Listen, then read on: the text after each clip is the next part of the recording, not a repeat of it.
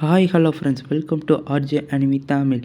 இன்றைக்கி நம்ம பார்க்க போகிறது கெமோனோ ஜிகன் சீசன் 1 எபிசோட் 2 தான் பார்க்க போகிறோம். இந்த வீடியோ உங்களுக்கு பிடிச்சிருந்துச்சு அப்படின்னா லைக், ஷேர், சப்ஸ்கிரைப் பண்ணிடுங்க.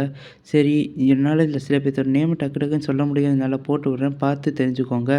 சரி வாங்க, இப்போ நம்ம டைம் வேஸ்ட் பண்ணாமல் வீடியோக்குள்ளே போகலாம். கெமோனோ ஜிகன் சீசன் 1 எபிசோட் 2. என்னோடய பேர் காபனின்னு சொல்லி நம்ம ஹீரோ இன்ட்ரடியூஸ் ஆக்கிறான். அவன் சீக்கி, அப்புறம் அது வந்து ஆக்கிரா அப்படின்னு சொல்லி நம்ம டிடெக்டிவ் சொல்கிறாரு. கெமோனோ அப்படிங்கிற மான்ஸ்டர்ஸ் இந்த உலகத்தில் அதிகமாகவே இருக்குது. அதில் ஒவ்வொன்றும் ஒவ்வொரு பவர், ஒவ்வொரு டைப் இருக்குதுன்னு நம்ம இந்த கெமோனோஸை பற்றி நம்ம டிடெக்டிவ் நமக்கு விளக்கி கூறிக்கிட்டு இருக்காரு. இந்த கெமோனோஸ் மூலிமா ஏற்படுற பிரச்சனையில் இவங்க மாதிரி கெமோனோஸ் தான் போய் சரி பண்ணுவாங்களாம். கிட்டத்தட்ட மார்ச்சரி மூலிமா அவங்க தான் அதை பார்த்துக்குவாங்களாம். நீ எங்களோட சேர்ற அப்படின்னு சொல்லி நம்ம ஹீரோட்ட இந்த டிடெக்டிவ் கேட்குறாரு. அப்புறம் இவனும் உங்களை மாதிரி ஹானின்னு தான் சொல்லும்போது, எது சீக்கி மாதிரியான்னு சொன்ன உடனே, எது என்ன மாதிரியா அப்படின்னு சொல்லி அவன் ரொம்பவே கடுப்பாகிட்டு இருக்கான். அவன் வேற என் ட்ரெஸ்ஸை தான் எடுத்து போட்டுட்டு இருக்கான்னு சொல்லிக்கிட்டு இருக்கான். நம்ம ஹீரோ அப்படியா சரி இந்தா அப்படின்னு சொல்லி இந்த ட்ரெஸ்ஸை கழட்ட போகிறான். நீங்களாம் ஒன்று ட்ரெஸ்ஸை கழட்ட தேவையில்ல, அடுத்தவன் போட்ட ட்ரெஸ்ஸெல்லாம் நான் போட மாட்டேன் அப்படின்னு அவன் சொல்கிறான். வயசை தான் நம்ம ஹீரோட்ட கேட்கும். நம்ம ஹீரோ 13ங்கிறான், அவன் வயசு 14. எனக்கு மரியாதை கொடு அப்படின்னு சொல்லிட்டு இவனெல்லாம் என் ரூம்லாம் ஷேர் பண்ணிக்க முடியாது, ரொம்ப சரி கோவத்தோட போகிறான். சரி விட, அவன் எப்போ அப்படி தான் என்னோட பேர் ஆக்கிரான்னு சொல்லி இன்ட்ரடியூஸ் ஆனோடனே என்னதுக்கு அப்படி குறுகுறுன்னு பார்க்கணுன்னே, உன்ன மாதிரி அழகான பொண்ணை பார்த்ததுன்னு உடஞ்சி போயிட்டு, நான் பொண்ணே இல்லை பையன்டான்னு சொல்கிறா. இன்றைக்கி எனக்கு ரொம்ப மோசமானது நடந்துச்சுன்னு சொல்லி அவள் இன்ஸ்டாகிராமில் போஸ்ட் போட்டுக்கிட்டு இருக்கா. ஏன்லாம் ரீசன் கேட்காத, எனக்கு உன் மேலே ரொம்ப கோவமாக இருக்குது. நீயும் நானும் ஹானியவங்க நான் மட்டும் செட் ஆயிரும்னு நினைக்காத அப்படின்னு சொல்லிட்டு நம்ம சீக்கிரம் வந்துட்டு நான் ஒன்றும் ரியல் மான்ஸ்டர் கிடையாது அப்படின்னு சொல்லிட்டு பீஸாவை தரான். அப்படின்னா என்னன்னு நம்ம ஹீரோ கேட்குறான். எது பீஸானா என்னன்னு தெரியாதா? இதெல்லாம் சாப்பிடாம நீ எப்புட்றா இருக்க அப்படின்னு சொல்லி நம்ம ஹீரோட்ட அவன் கேட்கவும், எனக்கு அது தெரியாதுங்கன்னொடனே, சரி இந்தா இதையாச்சும் இப்போ சாப்பிடு, ஒன்றாச்சும் சாப்பிட்டு பாருன்னு சொன்னபோது நம்ம ஹீரோவோ எடுத்து சாப்பிட தெரியாமல் சாப்பிட்டுட்டு இருக்கான். அவன் நாய் எப்படி சிரிச்சிட்ருக்கேன். அவன் கோவமாக அப்படியே அங்கிட்டேருந்து போகிறான். படுத்துக்கிட்டு ரொம்பவே இதாக டென்ஷனாக இருக்கான். ஏன் காப்பனே தான் காரணமாக ஆச்சரிய கேட்கும்போது ஆமாம் அப்படிங்கிறான். இஷிகாமி இதுக்கு தான் அவனை கூப்பிட்டு வந்தாரோ அப்படின்னு சொல்லிகிட்டு இருக்கான்.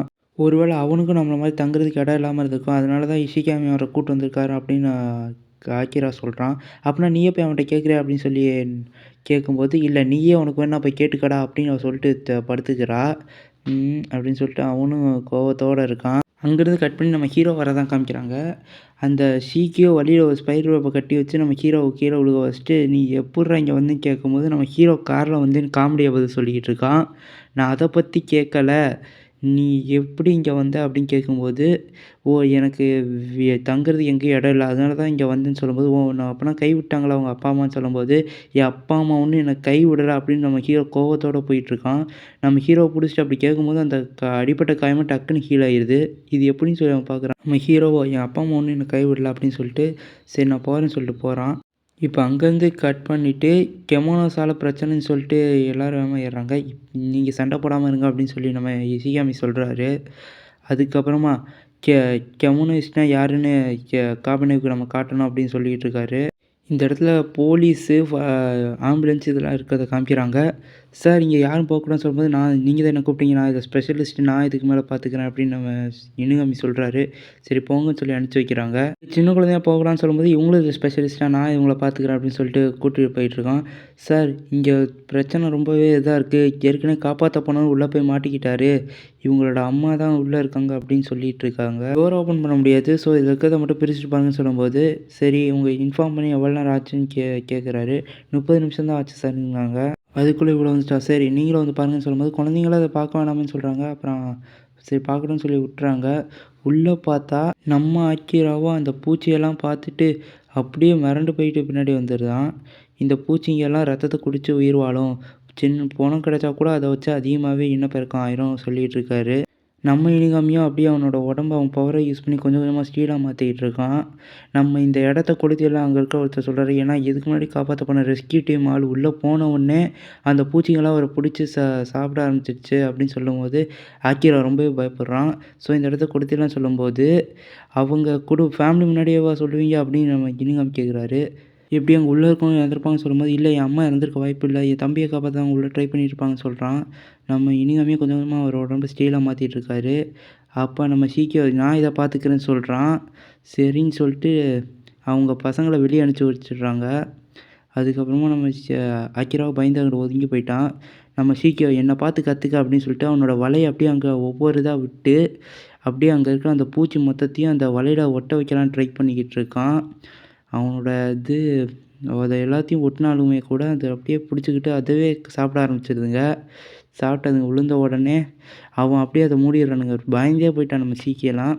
அதுக்கப்புறம் இத என்ன பண்ணுறது? என்னோட டைம் ஆகுமே அப்படின்னு சொல்லும்போது, நான் இத பார்த்துக்கிறேன் அப்படின்னு சொல்லி நம்ம ஹீரோ சொல்றான். நான் இத பார்த்துக்கிறேன் என்ன நம்புங்க அப்படின்னு சொல்லும்போது, சரி நீ ஒரு கூலர் தானே சரி போ அப்படின்னு சொல்லி அனுப்பிச்சு வைக்கிறாங்க. நம்ம ஹீரோவ கையில க்ளவுஸ் எல்லாம் மாட்டிக்கிட்டு அப்படியே உள்ள இறங்குறான். அப்படியே அந்த பூச்சியெல்லாம் அவன் மேலே ஏறும்போது நம்ம ஹீரோவுக்கு ஒன்றுமே ஆகலை. ஏன்னா அவன் கூலருங்கிறனால டக்குன்னு அவனுக்கு எல்லாமே கீழே ஆயிரும். மேலே இருக்க லைட்டை போடு அப்படின்னு சொல்லி நம்ம இஷிகாமி சொல்கிறாரு.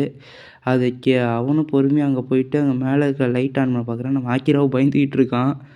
ஸோ அப்போ அவன் கண்ணு எல்லாத்துலேயுமே ஏறிக்கிட்டு இருக்கு. அப்படியே நம்ம ஹீரோவும் போயிட்டு அங்கே இருக்கிற அந்த பல்பை எடுத்து அப்படியே அங்கே மாட்டினா உடனே அந்த பூச்சி எல்லாமே அங்கிட்டிருந்து மறைஞ்சு போயிடுச்சு.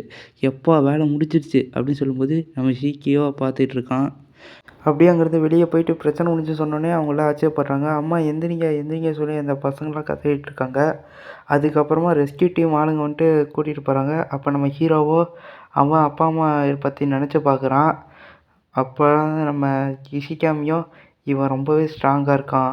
அதே நேரத்தில் இவனை நினச்சா பாவமாக இருக்குன்னு சொல்லிக்கிட்டு இருக்கான். பிரச்சனை முடிஞ்சு எல்லாம் வெளியே நிற்கும்போது எல்லாத்துக்கும் இந்த ஷூ தான் காரணமான்னு சொல்லி நம்ம ஹீரோ கேட்கும்போது, ஆமாம் இது கில்டினஸில் தான் உருவாகும். அதனால தான் இந்த பூச்சிங்கெல்லாம் இங்கே வந்திருக்கு. எனக்கு தெரிஞ்சு இதை திருட்டு வந்திருப்பாங்கன்னு சொல்லும்போது, என் அம்மா காப்பாற்றது தேங்க்ஸ்ன்னு சொல்லும்போது, அப்போ தேங்க்ஸ் இவனுக்கு சொல்ல இவன் தான் அவன் காப்பாற்றினான்னு சொல்லும்போது, இந்த வீட்டில் ஏதாச்சும் பேர் இருக்கா அதனால நாங்கள் ஏதாச்சும் வீடை மாற்றணும்னு கேட்கும்போது, அதெல்லாம் ஒன்றும் பிரச்சனை இல்லை.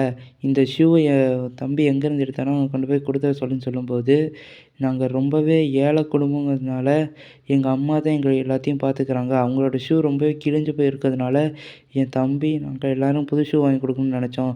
நான் ஸ்கூல் முடிச்சுட்டு வந்து பார்த்தப்போ அவன்கிட்ட புது ஷூ இருந்துச்சு. இது எப்படின்னு கேட்கும்போது அவன் திருடுனேன்னு சொல்லும்போது நான் அவனை திட்டினேன். திட்டினதுக்கப்புறம் அவன் ரொம்பவே சோகமானான். அதுக்கப்புறம் அந்த பூச்சியாக வர ஆரம்பிச்சிருச்சு. எங்கள் அம்மாவுக்கு பூச்சி பிடிக்காது. இருந்தாலும் அவனை காப்பாற்றணும்னு சொல்லி ட்ரை பண்ணாங்க. என்னை மன்னிச்சிடுங்க அப்படின்னு அவன் சொல்கிறான். அவங்க வந்து அழுதுட்டு தேங்க்ஸ் சொல்லிட்டு போகிறான். அப்போ நம்ம ஹீரோவோ டிடெக்டிவ் கிட்ட, நீங்கள் எல்லா ஹியூமனுக்கும் ஹெல்ப் பண்ணுவீங்கள்ல, நான் உங்களுக்காக வேலை பார்க்குறேன் இனி. எனக்கு என் அம்மா அப்பாவை கண்டுபிடிச்சி தரேன்னு கேட்கும்போது, அன்னைக்கு நான் உன்கிட்ட கேட்டப்போ நீ வேணான்னே. அப்போ அது ஏன் நல்லது தானா? சரி இப்போ நான் திரும்பவும் உன்கிட்ட கேட்குறேன். உன் அப்பா அம்மாவை பார்க்க உனக்கு ஆசையாக இருக்குன்னு கேட்கும்போது, ஆமாங்கன்னு நம்ம ஹீரோ சொல்கிறான்.